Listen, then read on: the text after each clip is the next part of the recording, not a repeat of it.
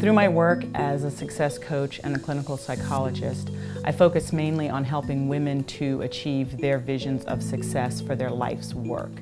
So what that means is helping women to connect with the work that they're meant to do and that they're most passionate about doing. Through my work as an organizational psychologist and executive coach, I help people in leadership capacities who are in organizational settings to be their healthiest selves and be the best leaders that they can be in the workplace. The novel that I wrote, The Adventures of Isabelle, Book 1, The Embryo Goddess and the Morpho, is a cosmic fairy tale. Now, it's a fairy tale that's there to entertain, but it's also to teach. And it's a tool of my success coaching and therapy practice. It's actually modeled on a heroine's quest. It's around a young noble woman, Princess Isabelle of Ixmica. And Book 1 tells the story of her life from the beginnings in the palace, because the beginning of a heroine's quest, you usually start in a safe environment or a known environment where you develop until it's time to break out of that. And that when it's time to break out is your first major call to adventure. So Book 1 is that part of Isabelle's heroine's quest from birth to her first major call to adventure. Now, the purpose of the book is to help women to see themselves, young women and older women, to see themselves in the context of their own heroine's quest. Hey, Sandy, you still have a seat? You still have a seat? I'm a recovering lawyer. Hi, Donna. So it's very exciting. So I've actually been trying to get out of law since I started law school 25 years ago. So I finally have found myself out as of a month.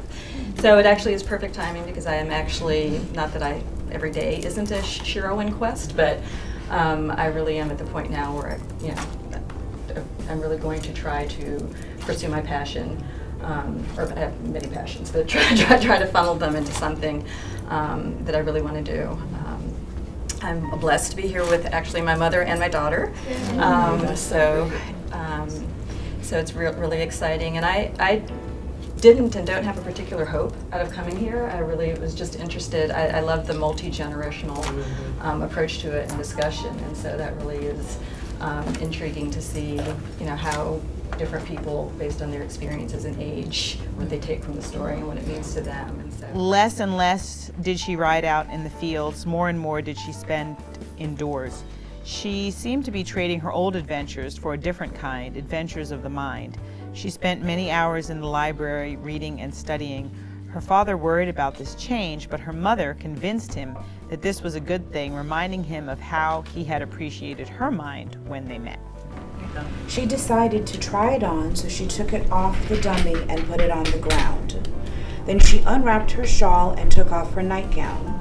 She knew that this piece would normally be worn over some thin material, but the material had long since disappeared, so she put the cold leather directly on her bare skin.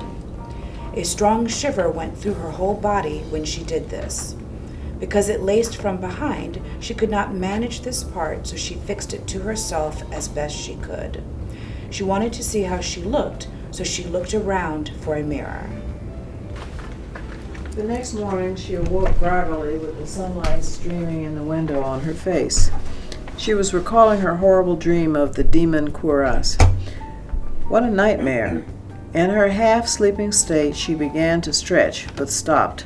Something was wrong. She put her hands on her body. No! Her hands felt the cold leather just as she looked down and saw it. It was not a dream. The black cuirass with its strange markings was still on her. She struggled for over an hour, but try as she might, she could not remove it. There are life events, milestones that occur, challenges that occur in the book that people can relate to.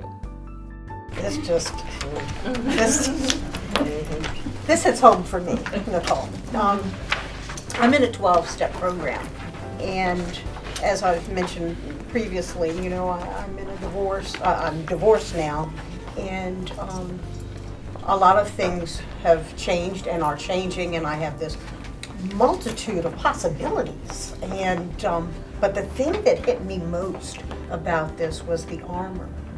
and the undressing. And for me, what that represented for me was that I have to get clean. I got to get rid of all of the exterior and just be clean, and look at myself. And that struggle is that sometimes I don't like what I see in myself, but when I try to be something different, then I'm conflicted and it's painful and I'm not comfortable.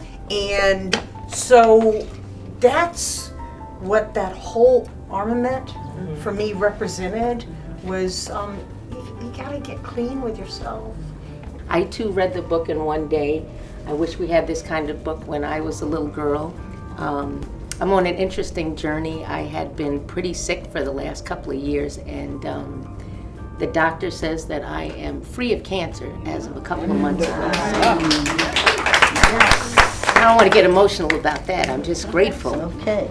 And so I did public relations for over 25 years, but I obviously did not do the right type because I allowed myself to be stressed. So I'm on a new adventure finding the kind of work that I love and to make each day count, because you never know. With a mixture of bitterness and excitement in her heart, she resigned herself to it. In some ways, she liked the way it looked and especially how it felt. She felt protected by it, and in a way, it gave her strength, helped her to keep an erect posture, would no doubt support her when her energy flagged as it had begun to do in recent years. She also decided that she would tell no one because for some reason it shamed her and made her feel different. She had long ago grown tired of feeling different. No, she would tell no one. It would be her secret. So on that morning she rose and dressed herself. She pulled her undergarments over this new feature of hers and slowly buttoned herself into an elegant emerald green taffeta gown. She would go for a ride in the carriage with her mother as usual. In my work, I have a protocol called the Vision Quest. And the Vision Quest retreats, which is my business, the name comes from the Native American Vision Quest, in which an adolescent would leave their tribe and go into the woods for a period of, a week or 2 weeks. A lot of times they might fast, they have to be out there on their own, and the idea would be that during that time, a vision would come to them that would tell them what it is that they're supposed to do for their life's work. My vision through my work is to help people, but especially women, to become their best selves, to bring their best selves to their work, because I believe that when we are matched with what is our unique work or our vision of success, and I mean only around work, that we're going to bring our best and achieve our mission here on earth.